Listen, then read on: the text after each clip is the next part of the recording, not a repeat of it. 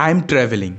इस fictional concept को जब भी हम मूवीज पे देखते हैं वी जस्ट थिंक काश हम भी टाइम ट्रेवल कर पाते, हम हमारे पास्ट में किए गए गलतियों को सुधार सकते।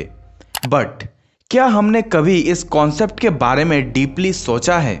ऐसे हिस्ट्री में कई सारे इंसिडेंट हुए जिनमें लोग ये दावा करते हैं कि वो पास्ट से आए हैं। इवन स्टीवन हॉकिंग ने भी एक बार टाइम ट्रेवलर्स के लिए एक पार्टी रखा था जिस पार्टी में कोई भी नहीं आया था। यानी स्टीफन हॉकिंग भी क्यूरियस थे टाइम ट्रेवल को लेकर। तो आखिर साइंस टाइम ट्रेवलिंग के कॉन्सेप्ट को कैसे डिफाइन करता है and according to science is it possible?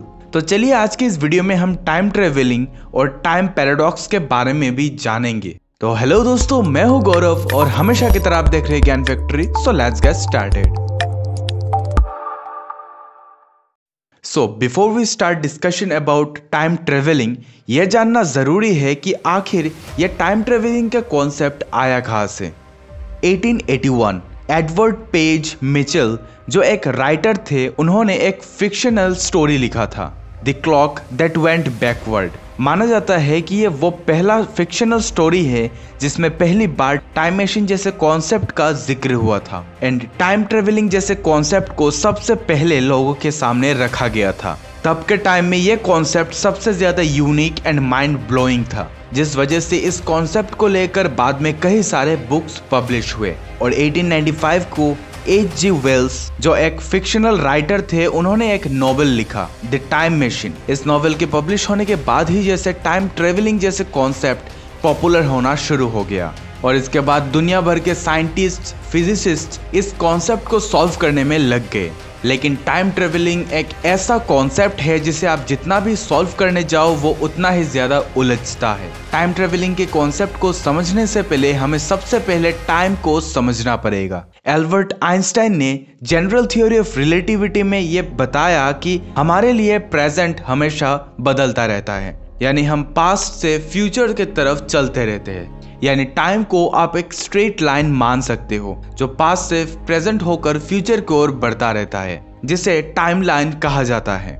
इस टाइमलाइन में सबसे ज्यादा इंपॉर्टेंट पॉइंट है प्रेजेंट, क्योंकि आपके प्रेजेंट में लिए गए एक्शन आपके फ्यूचर को अफेक्ट करता है। अब आइंस्टाइन के हिसाब से टाइम बस एक इल्यूशन है जिस इल्यूशन पे हम उलझ चुके हैं, लेकिन हमें टाइम ट्रेवलिंग को समझने के लिए टाइम के इस इल्यूशन से बाहर निकलना पड़ेगा। अब हमें टाइम का बेसिक नॉलेज तो मिल गया, तो चलिए जानते हैं आखिर टाइम ट्रेवलिंग क्या है।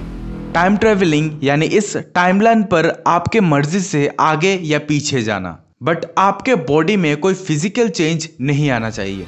यानी आपके टाइम ट्रेवल करने के बाद आप पहले जैसे थे वैसे ही रह जाओगे। अब जरा ध्यान से समझिएगा। मान लो आपके पास एक टाइम मशीन है और आप पास्ट में चले गए, तो यह टाइमलाइन एक सर्कल बन जाएगा। यानी अब तक के सारे फिजिक्स के लॉ यहीं पर चेंज हो जाएंगे। अब चलो ये मान लेते हैं कि आपने फिजिक्स के लॉ को तोड़ के पास्ट में चले गए, यानी जब आपने बस जन्म ही लिया और आपने जाकर अपने आप को ही मार दिया। तो अभी जरा आप डीपली सोचिए, अगर आपने अपने आप को ही बचपन में मार दिया तो आप बड़े कैसे हुए? और इसे ही टाइम ट्रेवल पैराडॉक्स कहा जाता है। यानी देखा जाए तो फिजिक्स के हिसाब से पास्ट में ट्रेवल करना इम्पॉसिबल है। नाउ क्या फ्यूचर में ट्रेवल करना पॉसिबल है? सर आइजैक न्यूटन के हिसाब से यूनिवर्स के हर एक जगह में टाइम सेम होता है, बट बाद में आइंस्टाइन ने बताया कि टाइम एब्सोल्यूट नहीं बल्कि रिलेटिव है। जो ऑब्जेक्ट जितना ज्यादा स्पेस टाइम को कर्व बनाएगा उसके लिए टाइम उतना ही ज्यादा स्लो बन जाएगा।